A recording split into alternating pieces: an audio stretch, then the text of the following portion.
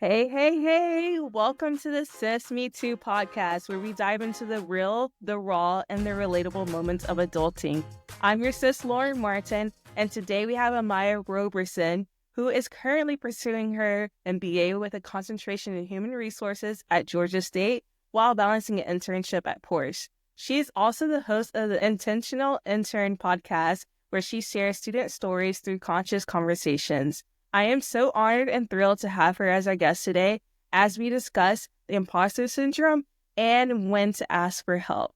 Welcome, Amaya. Thank you so much for having me. I am super excited to be here. I'm super honored that you would have me because I am also going to be to the audience, all of y'all's fellow sis today. So I'm very honored as well to be in that regard. But yeah, like Lauren said, hi, my name is Amaya Roberson. I currently am a MBA student at Georgia State University, concentrating in human resource management.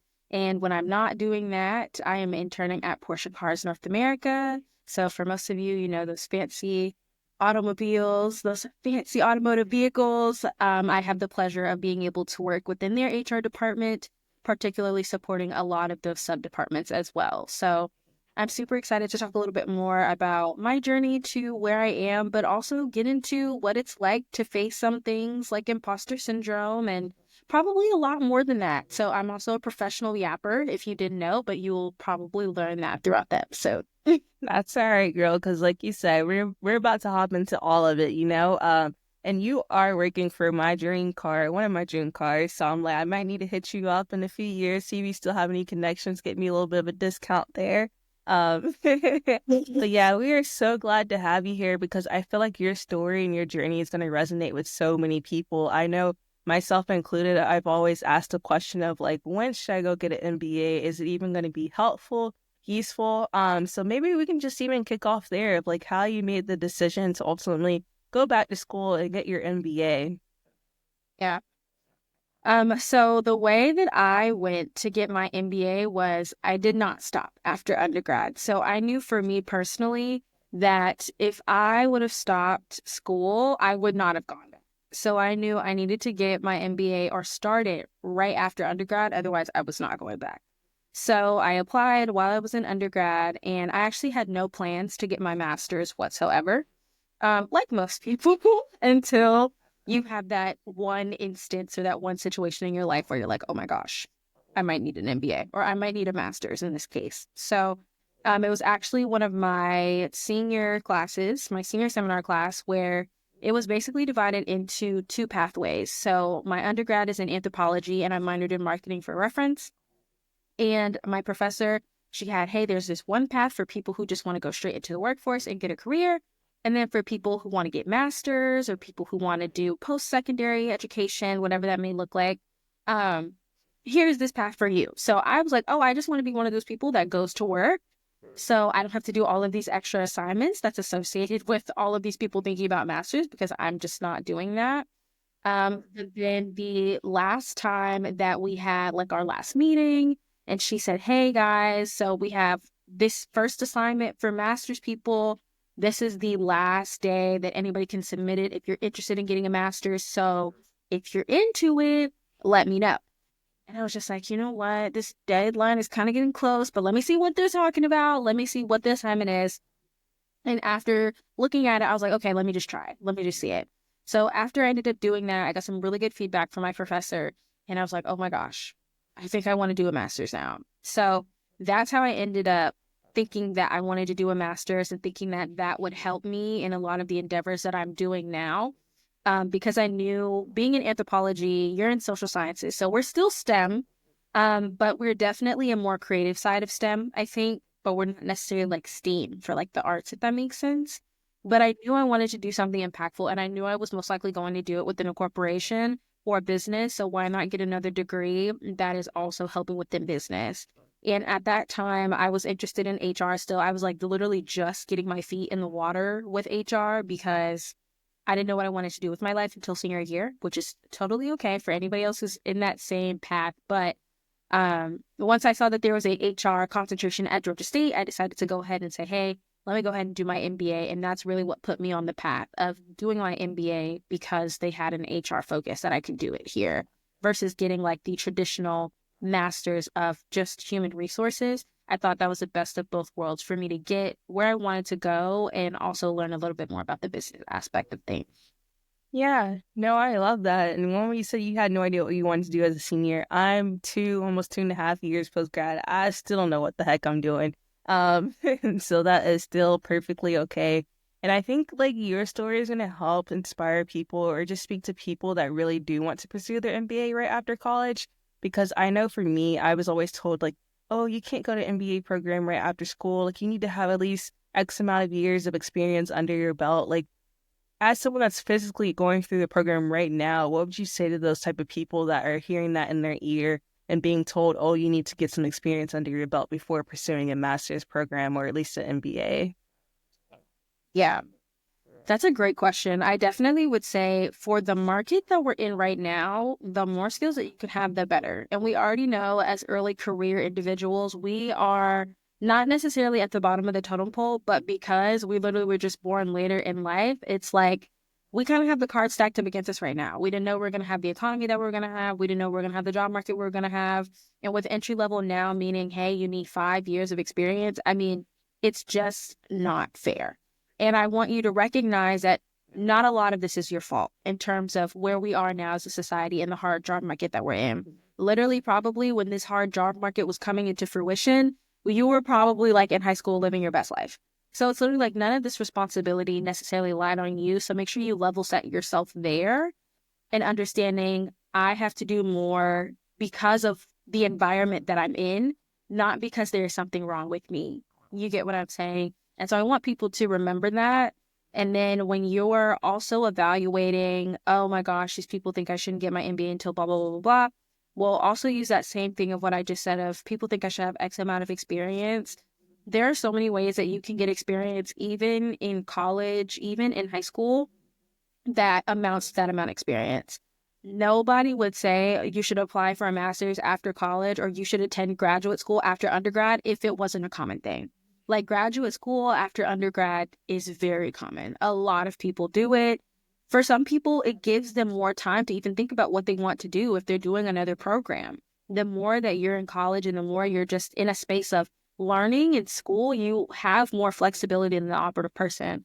And societally, people think, oh, she's still in school. So, she has some time, she has some flexibility. And if that perspective helps you think about it in terms of leveling yourself out and being like, I have more time to grow, I have more time to think, I think that's also a great way to think about it. Now, graduate school, I'm not gonna lie to you, it is not undergraduate 2.0. It's definitely different.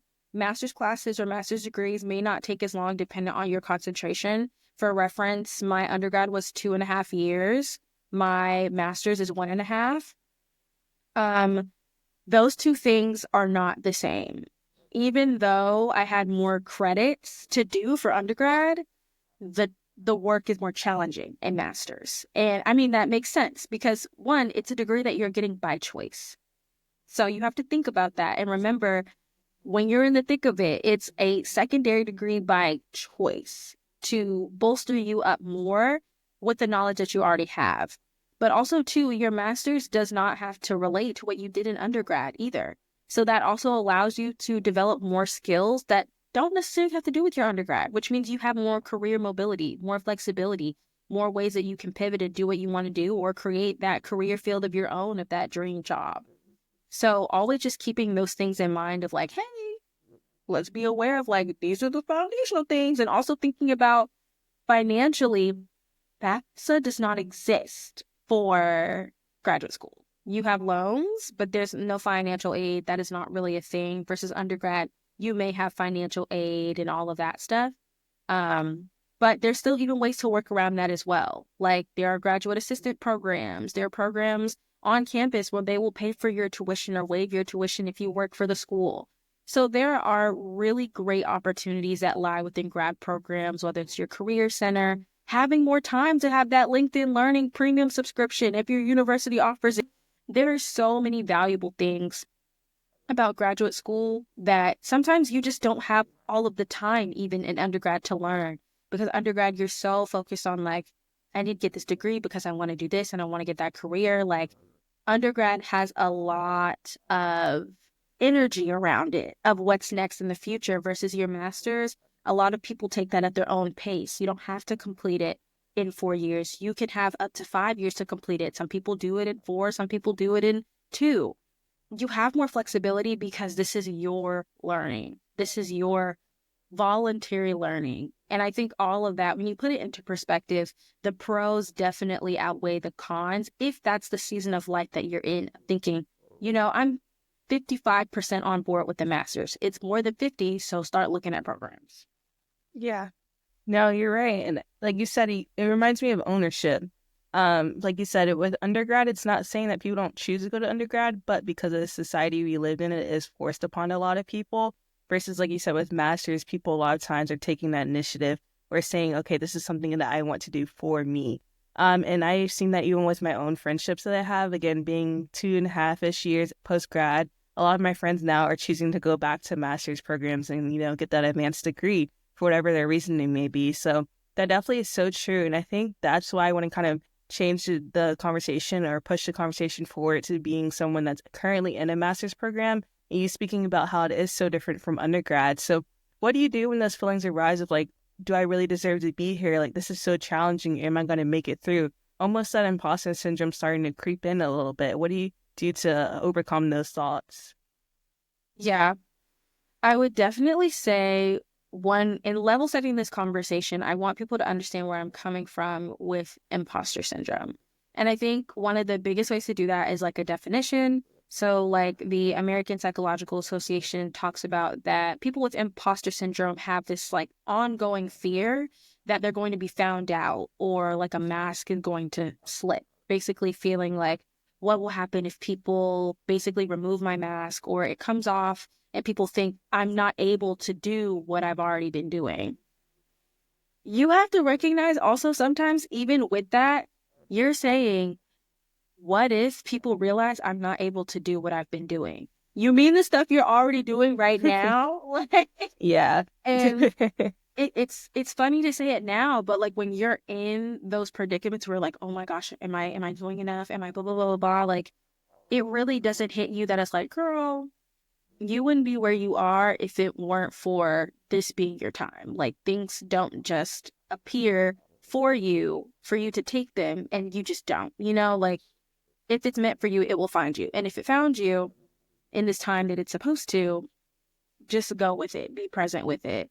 And I think when you're in a master's program, it can be even more intimidating because not everybody who's in a master's program is the same age.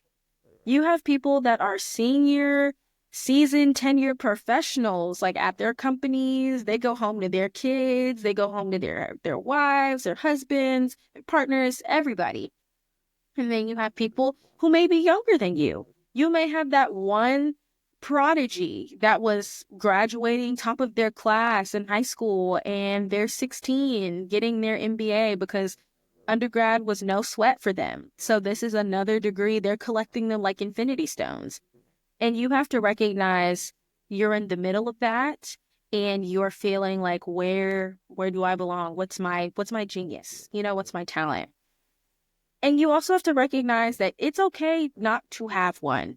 Like these people, those senior people, they've been on the earth longer than you. They are more seasoned than you because they have lived longer than you.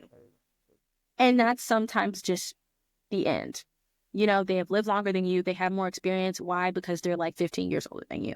You can't catch up to them in age. Personally, I don't think you should be aspiring to do that. You have to live your life first. And then those people that are younger than you, hey, they might be built a little different. We don't know where they come from, but that's also okay because you learn what at your own pace.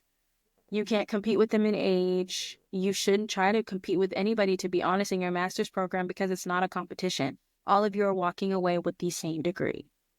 All of you are walking away with learning more knowledge. And once you also level set that your goal is to learn, I think that really changes everything.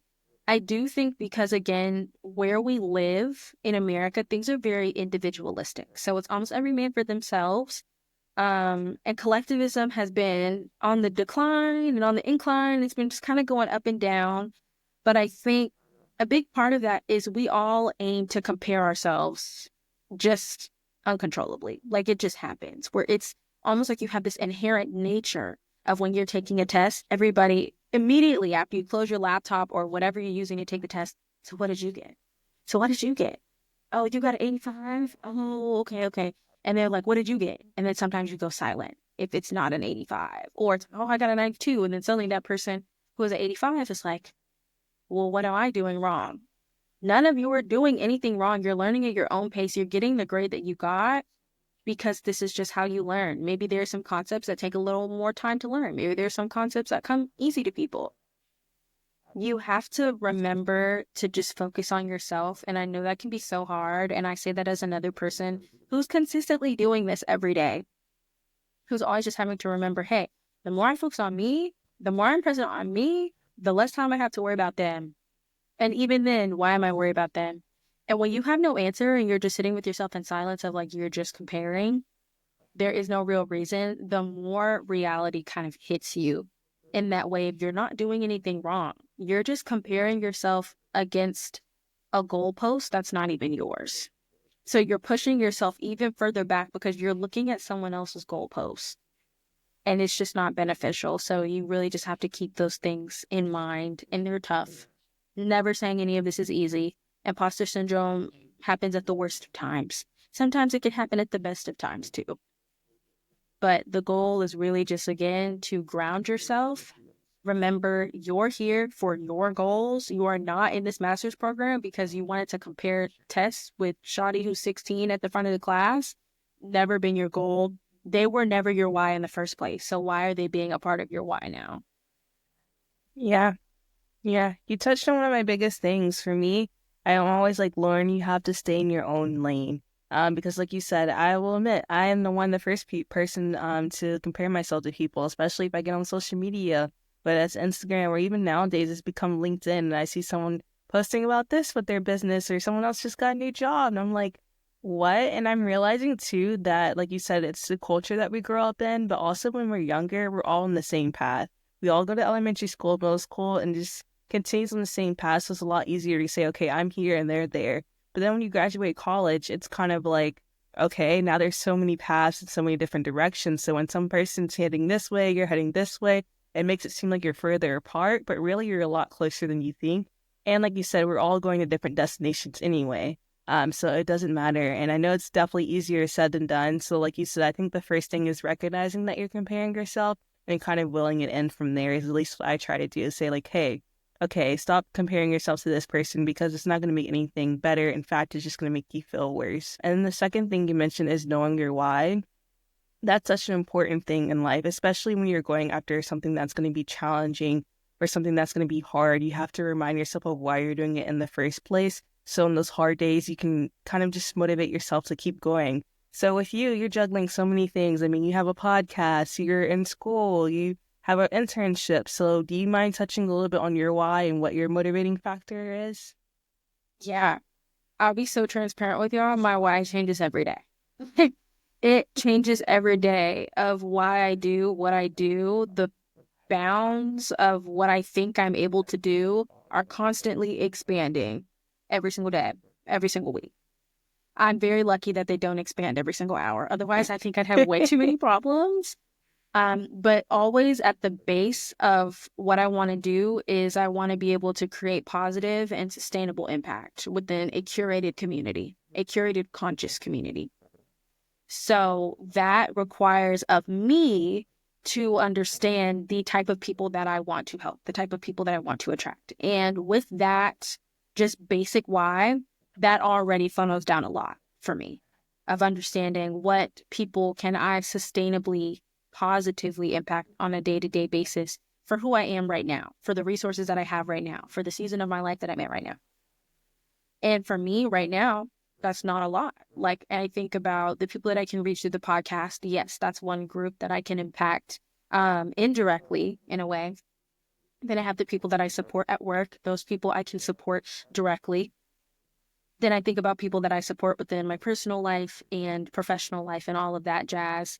And all of those groups of people still combined, to me, are still pretty small because there are 8 billion people on Earth. And I would say with the people that I get to support, maybe that's, if I'm very lucky, I'll say like 700 people. And that's me like stretching, thinking about that. So I think with that being my why, also with it being something that I can alter all the time, it's something that's not necessarily super vague, but it's enough for me to be able to create pillars within my grad school life, within my professional life, within my personal life, within my podcast life. I am still able to root everything down to the basis of what I want to do. This is what I want to do, full stop. And then it allows me to build on this is what I want to do, and this is how I do it through grad school. This is how I do it through blah, blah, blah.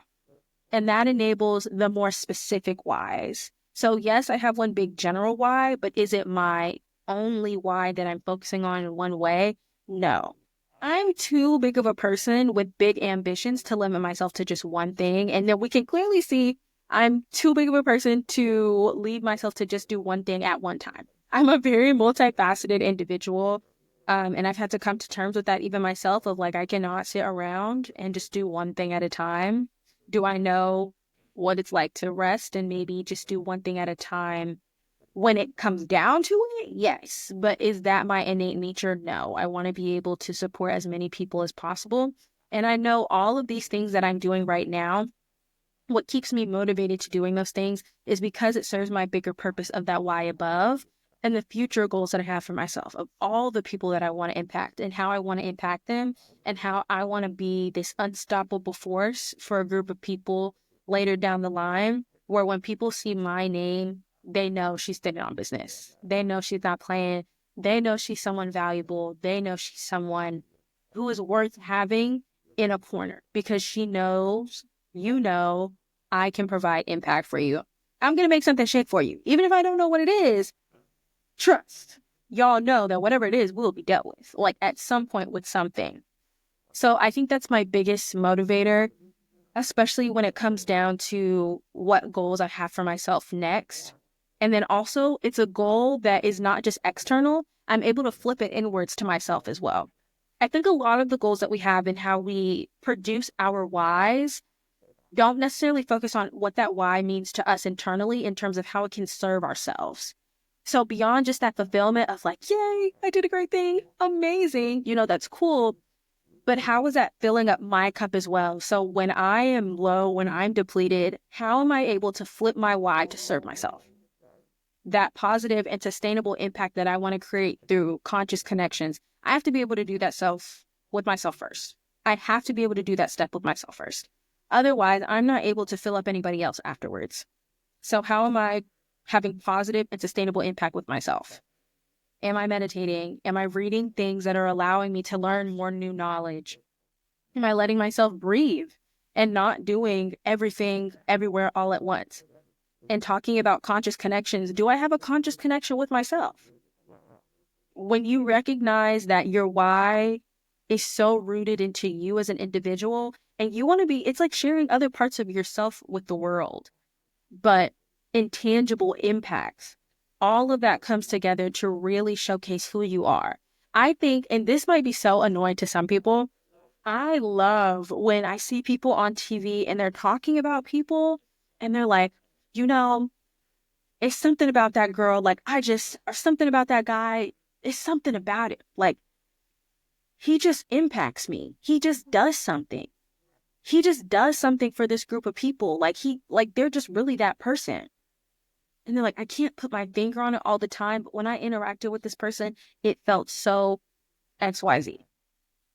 And I don't think about it of just like, oh, they maybe have just natural charisma, natural charm, natural whatever.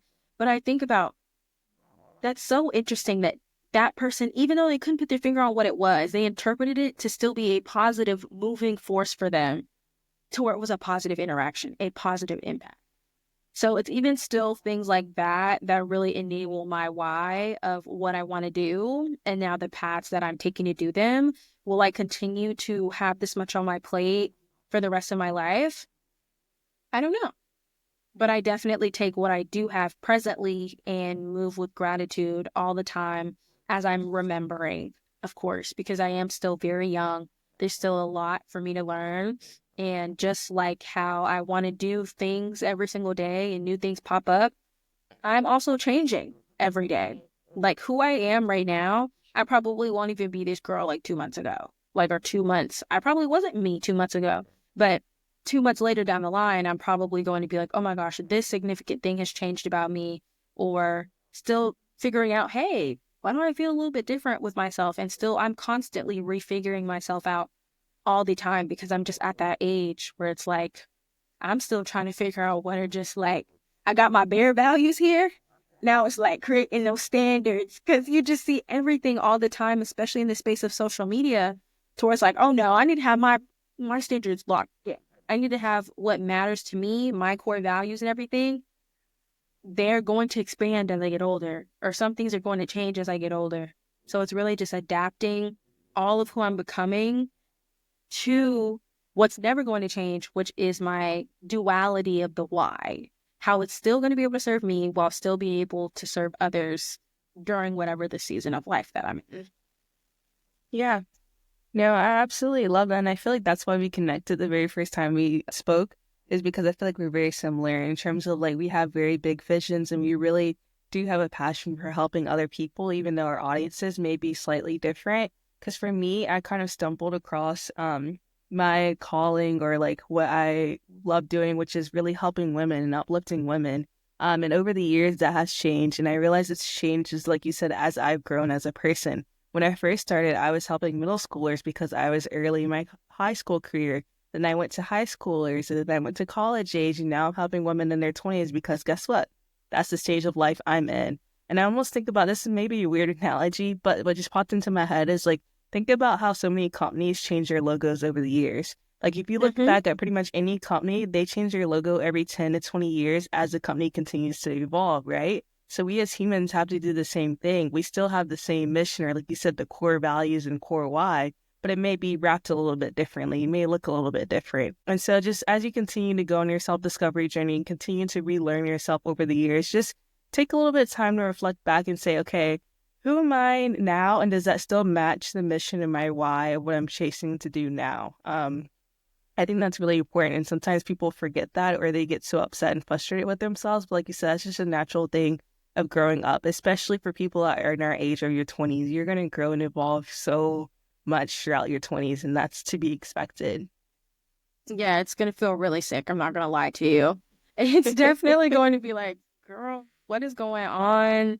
I literally felt fine yesterday. I don't feel fine today. I don't have a reason why. I just feel like something has changed. And you're just literally going to be like, oh my gosh, my favorite color may not be this anymore. Or oh my gosh, I'm not into this hobby anymore. And that was something that, I'm not gonna lie, took me to like a downward a little place of reflection, if you will, of like, I'm not enjoying some of these things anymore, or, I don't have the interest or I don't have the passion to go after these things anymore.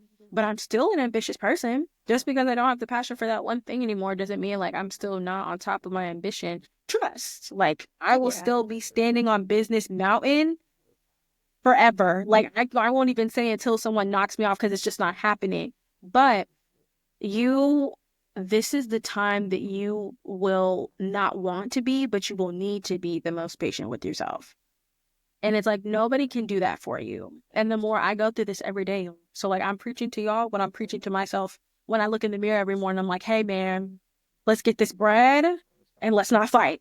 I'm talking to myself like, because there are times where you're just going to be like, I just don't feel like myself right now. And you're still trying to figure out just who you are right now. You're trying to figure out what fits, what doesn't fit. Will that fit? Do I even want to explore that fit over there? You're constantly breaking your own ideologies and your own molds all the time because you're being introduced to new. And then you're also being introduced to new without your parents, without someone looking over you. So it's like, oh, this is like new 2.0. So like what I thought, okay, this is what I really know about driving. And what I thought, this is what I really know about hanging with my friends. And being human is so interesting.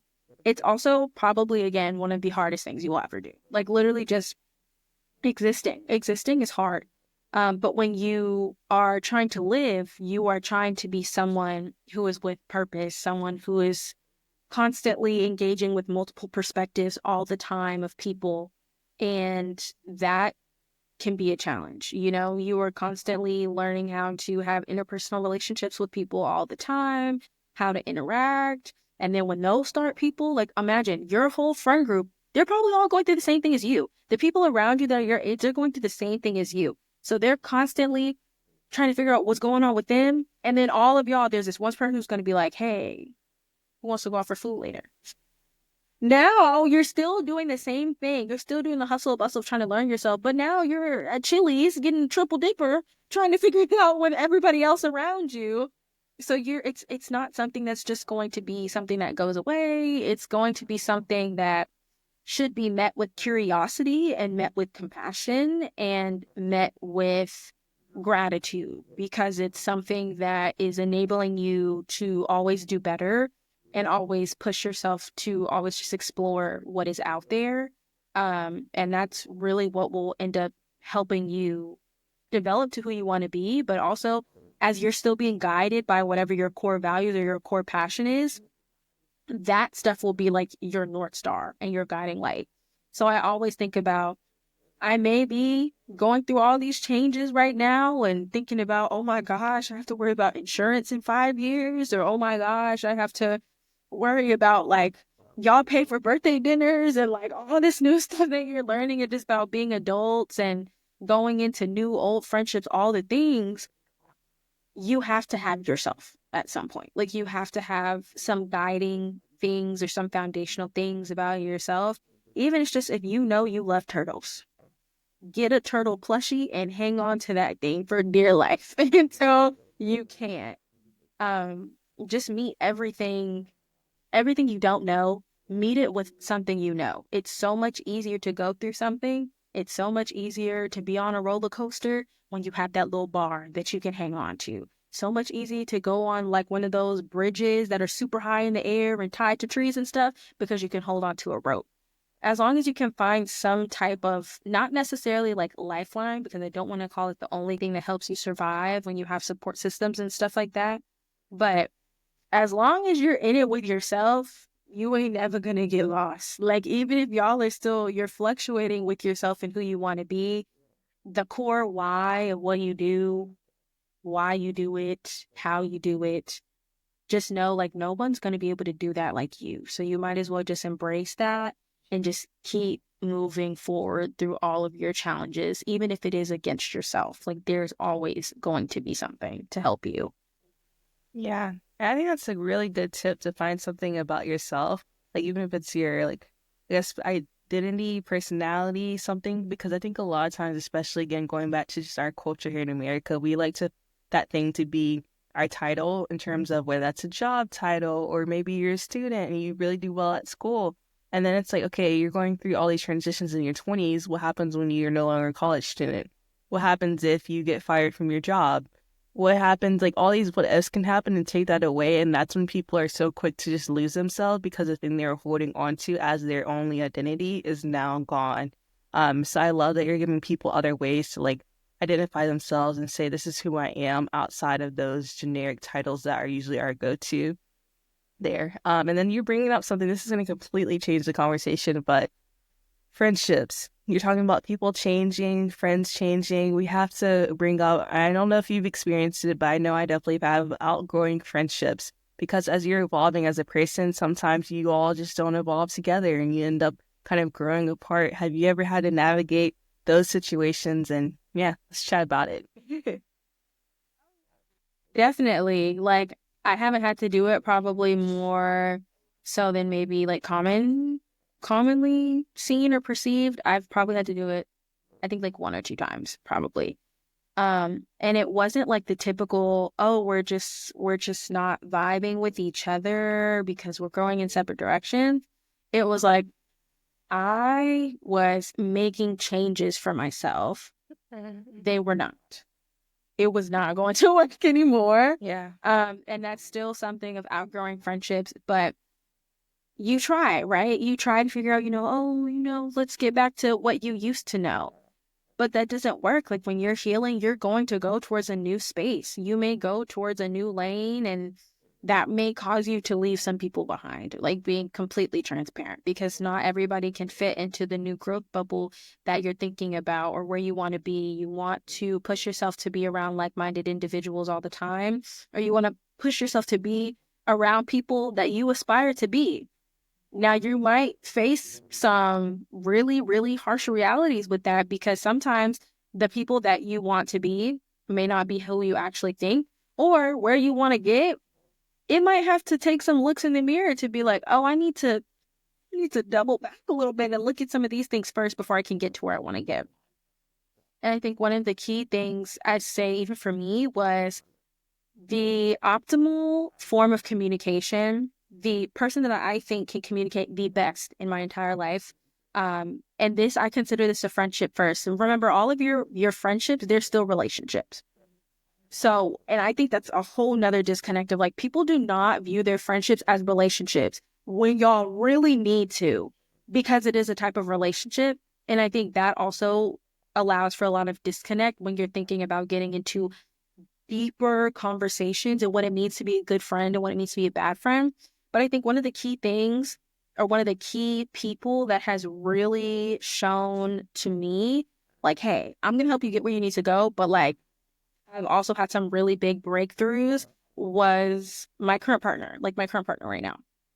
He is absolutely amazing, knows how to communicate. He knows how to really process his emotions, talk it out. And I aspire to be at that level in terms of communication, right? I was suddenly really, really aware that I was not a great communicator. When we first got together, I was not. I was like, oh, you communicate your feelings, huh? That's a little bit out of my wheelhouse. But I knew like, this is where I want to be. And he's like, okay, so you're going to meet me where I'm at or what? And it's like, yeah, if that's where I want to be, I am going to have to meet you where you're at. So that means that's a couple of things for me, where I had to outgrow myself. So in this case, I've had to outgrow myself and I have outgrown others. And it's all, no matter what the case is, it's all in your benefit. For people who don't want to change with you, it may be tough. But again, you have to think about, am I going to allow someone else to stunt my growth of where I want to go and be sad about that and then feel regretful about that? Or am I going to continue to be with the person who's always going to be there with me, which is me, prioritize myself, set my boundaries, and let it be? No one's saying that you can't cry. No one's saying that you can't put on your music and be like, oh my gosh, my heart is hurting. I miss this person. You can miss that person and you can miss the nostalgia that came with it. But thinking about the life that you want, it's going to feel way worse missing out on the life that you want, trying to move backwards or trying to move for someone else. So I think those are just some things to keep in mind when you're thinking about just any type of outgrowth, if it's really benefiting you. No, that's so true, so true. And I love the part of, like you said, like, are you going to let yourself miss out on the life that you're looking forward to, that you're dreaming of, that you've been planning for all this time for this one person? And I already know I can hear some people in the back of my ears saying, well, but this friend isn't necessarily harming me. Like, they aren't necessarily the best friend, but, it's okay. No, like you said, if you're in a relationship or a friendship with someone and they're not helping you grow, then they are holding you back. And I think so many people are in denial of that, but it is the truth. Like, either you're growing or you're going backwards. So you really have to take a look at who's around you and make that judgment call for yourself. But just know that you may not regret it now, but you will most likely regret it 5-10 years later down the road. So that's such a good thing to say. And then with growth is hard. I know so many of us try to do this life alone and we try to grow, we try to get to that next level, but more than likely you need other people to help you get there. So I know recently you made a LinkedIn post that really resonated with me. You were talking about how you learned about the power of asking for help. So can you touch on that for a little bit? Yeah, I can. I'm not gonna lie to anybody listening to this. I used to be a very, what's the word? I used to be a help hater. I'm gonna say it like that. Like, I would just give it a nickname of just like, I can do everything myself. Exactly what Lauren was saying, to her reference of just, I can do everything myself. If I grind hard enough, I can get anywhere. I can't trust nobody out here. Blase, blase, blase. Mm-hmm. And of course, part of that is culturally, just how you grow up and the society that you're in. But once you get out of your house and once you graduate and once you do all that stuff, now it falls on you to be like, okay, am I going to keep this mentality or am I going to grow?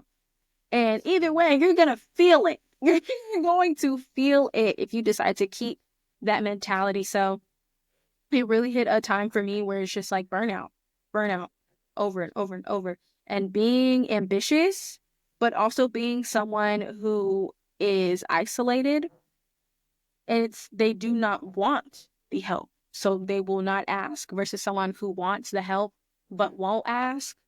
It's like a double whammy. It's like there's no way for anybody to get anything to you at all. It's like talking to a brick wall, but that can talk back of like just saying, no, I don't want your help. And I think for me, it got to a point where I recognized that I wanted help. I just did not know how to ask. So not only was I miscategorizing myself, being like, no, I don't need any help. I want no help. I don't want da-da-da-da-da. When it really came down to, oh, no, like, I tell people all the time, hey, how can I support you? How can I blah, blah, blah? How can I blah, blah, blah? How can I sit here and not be able to ask the same thing of people? Because I can't say, oh, I'm getting taken advantage of because everybody wants me to help them. Blah, blah, blah, blah. Well, no, one, you're giving it. One, you're asking, hey, how can I help you? But then also, two, it wasn't me feeling like, oh, I'm getting all this help from people. I felt envious that people allow themselves to ask people stuff. And it isn't particularly just like, I can ask people for stuff all day in terms of, I can ask you for that piece of paper over there. I can ask you what show you're watching. Any of those asks I can do. But when it was asking for things that would enable my benefit, that's where it was tricky because I did not want to give other people a space to say, you wouldn't be here if it weren't for me. And that was my whole point of like, can't trust nobody, can't do no, because I don't want anybody to take my credit. But it was really just like I had been around the wrong people who always used to do that. And now I'm not. So when people would ask me, how can I help you? I'm like, oh my gosh, I can actually talk to this person and trust that they won't try to self-sabotage me or try and figure out what my next move is. So I had to sit down with myself because obviously that's a huge ego mark for one, really confronting your ego there and being like, okay, that's like people who have problems apologizing and just being like they try, but they can't say anything. Yeah. But for me, it was like, I want to crave community so bad. I want to be someone who enables all of this stuff. How can I ask people to trust in me and ask for help within me, but I am not enabling the same thing? It's just not possible. So I got to a point where I was just like, I'm sick of it. And trust, you'll get to that point when you think you can't do something or you don't want to do something, you will feel insane. It will get to a thin line where you feel so sick and tired and so insane that that's when you choose to move, when you feel hypothetically crazy. And I was just like, I'm tired of feeling like I'm stuck in this space. I'm tired of feeling like I can't get anywhere. This was when I was thinking that I was going to be with a company. I was going to get, extend my little internship a little bit. Then I'm going to get a full-time role with them. And I thought it aligned and it was like, sorry, boo. Actually, we're having a hiring freeze. So no, that's not going to happen. So once my internship ended, I hadn't started applying to jobs or anything. So it was like I spent 2 months applying for jobs. And I was like, this is getting me nowhere. I'm doing nothing. I don't have anybody. I don't have any help. And so I just started calling on my connections randomly. And that wasn't really any help either because it was just like they just weren't they weren't used to it. They weren't prepared. I was not articulating myself well enough to where they could be.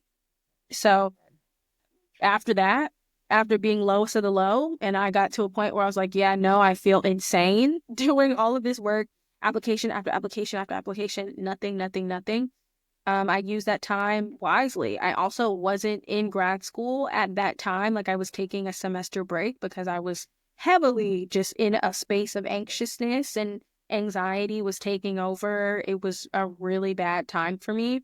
where I was like, you know what, I have to do something. So I ended up getting a position at my school in an organization until my grad classes started back. I ended up signing up for a mentorship program. Then I got a mentor. That mentor, she happened to actually be like a career job coach. It was literally like my brain was just like, see, stupid, don't you feel bad? And like, of course, I hope y'all don't talk to yourself like that. But that was for me just like, yeah, I couldn't, is this really that bad? And it's really not that bad. Nothing ever is. It's like when you're anticipating a shot or something and then it's over and it's like, it's literally just like that. So once I started being able to ask for help, I found myself also being able to just really generate deeper relationships with people because I was trying to do that with people. I was opening myself up to people versus closing myself off, being like, well, what if I tell them my goals? Will they go tell someone else? Will they do some like voodoo behind my back? And then it's like, I'm wondering why I'm not getting anything. And it's because I told you something and here it is. But that allowed me to have deeper relationships with people, be more conscious of myself and others, really enable everything I wanted to do within my personal life, within my professional life, especially within HR. That's super important, and holding space for other people, but also you have to hold space for yourself first to be able to do that. People can sense when you don't trust yourself.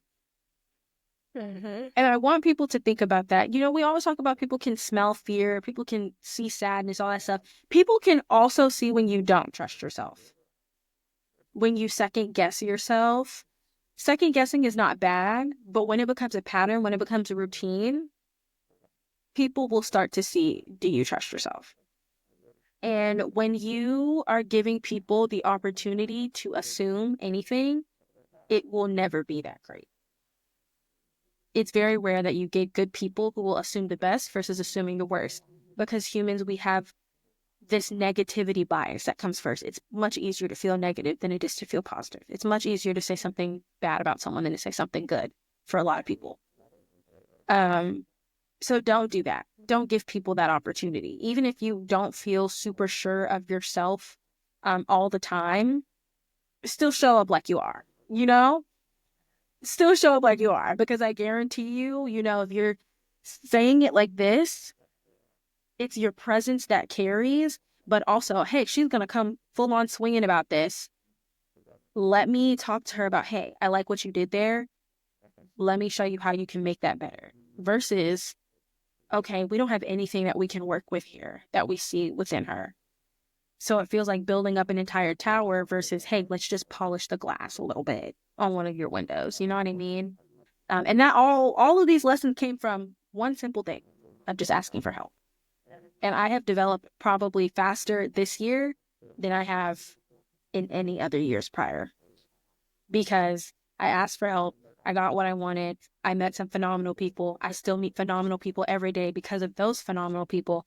All because I can finally answer the question when people ask me, how can I help you? And I actually have an answer instead of freezing up and being like, no, I don't want your help, because of fear and feeling scared. Yeah. You said like so many good gems during that segment. So I'm like trying to reflect back. Yeah, one, like you said, asking for help is so powerful. And like you said, a lot of people, including myself, it does stem for fear. I know you talked about yours like stemming from people taking the credit kind of. I think for me, it's more so like there's been so many times where people haven't shown up, whether that's been in my personal life or whether that's even going back to school with group projects and people never holding their end of the bargain. So I think, like you said, you have to figure out what that root cause is for you and go back and do that work and say, okay, even if this has happened in the past to me, doesn't mean that's going to continue to happen in the future. And again, it's one of those things where you're kind of standing in your own way. So by you doing that work, it's really going to help you grow. And I mean, you've been a testament to that. You saying how much you've grown over this last year is huge. And then even the piece about confidence, like confidence is so important. Almost like you said, you have to fake it till you make it type of deal. Because like you said, if you're not confident in yourself, then why in the world would other people believe in you? So that's why I always say, queen, straighten your crown and walk in there proud. Like no matter what is going on in your life, you have to make people believe that you got this, because at the end of the day, you do. You know what you're doing. You're there for a reason. You're in that room for a reason. So just having more confidence in yourself takes you a long, long way.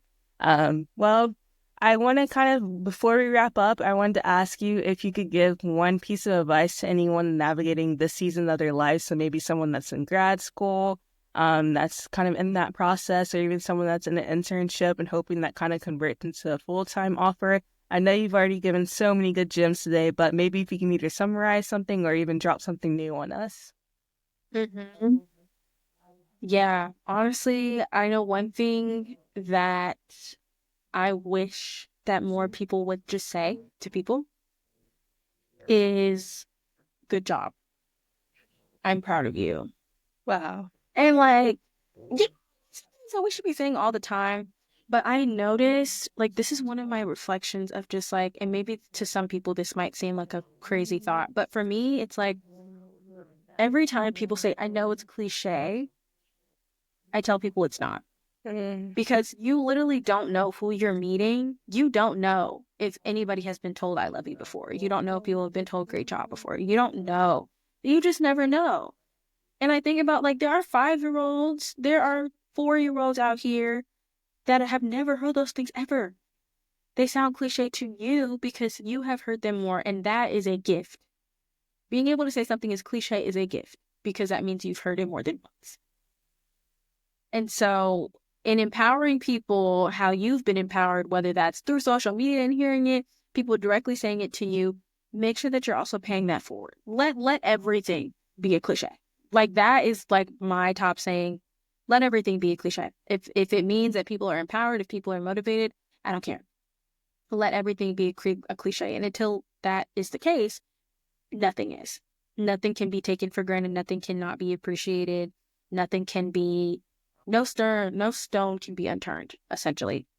So when you think about even some things being said to you and they're said with different meanings, you know when it's like, hey girl, and it's like, hey girl, or you know when you hear girl, like those are 3 completely different things, but you've only heard them one time, like within that period that I just said that. So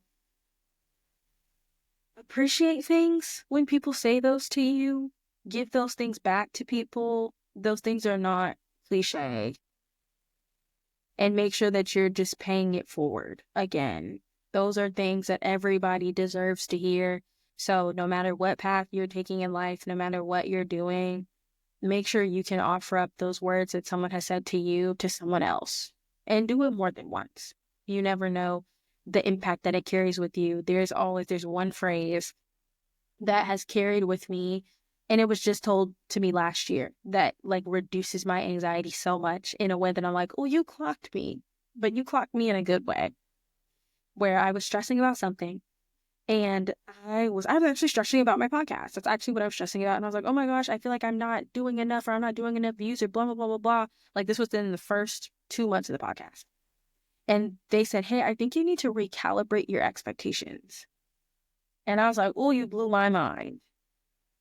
It was such a nice way of literally just being like, hey, I think you should, again, recalibrate what you're thinking, your perspective, reanalyze, and just refocus what your expectations should be.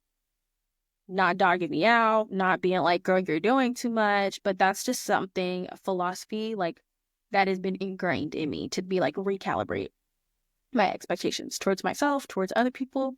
And I'll say it every time I can. I don't care if people think I sound like Harry Potter or whatever in the way that I'm saying it, but it's simple things like that. You never know what's going to stick with people. And who knows? You might end up having a saying that is a cliche one day, if you'd be so very lucky. Girl, you the whole night you've been dropping gems, and that was a perfect one to end on. And I'm gonna kick it off by saying, like, you are doing such incredible work, and you are impacting so many people's lives. And I know even in my own self, like sometimes you forget like the work you're doing and how important it is. It just feels like, oh, another day of sitting out a LinkedIn post or another day of shooting a podcast. But it's like, no, people are actually being impacted and inspired by the work that you're doing. And you're just setting the foundation, like you're just getting started. So like that's what makes me so excited about your story. And I'm just so grateful that we connected, and I look forward to staying in touch with you to see everything that you're working on. Yes, likewise. I'm so appreciative for you, Lauren. You are setting up such a good community. You are setting up, you already have, but adding this element where you can really tune into people's stories once at a time and really building a space where people can say, yeah, sis, me too. I just went through that, and being transparent and authentic and having a place that is rooted in empathy and understanding is so valued. So I really hope that y'all check out the podcast, but y'all check out Soul Sisters. Y'all check out everything that Lauren has going on. It's definitely something important and valuable, especially to our community of color right now. Y'all should check in with that. Thank you, Maya. And I want you to put a really quick plug in about your socials, anything that you want to promote. And of course, I'll put them in the show notes as well for people to check out. Yes. I'm definitely a yapper everywhere. But definitely a professional yapper on LinkedIn. So definitely encourage people to connect there. Would be more than happy to definitely connect and chat a little bit more about anything. And also check out my podcast called the Intentional Intern Podcast, where I share students and professional stories through conscious connection. So getting to hear from students about why they do what they want to do, and then listening to professionals of why they do what they still do. So, yeah. All right. Well, thank you so much for joining us today, Maya. It was a true pleasure having you. And if you had a Sis Me Too moment during today's episode, make sure to hit follow and share it with a friend who could use a little bit of girl talk in her life as well. We really appreciate you tuning in today, and have a good one. Bye, sis.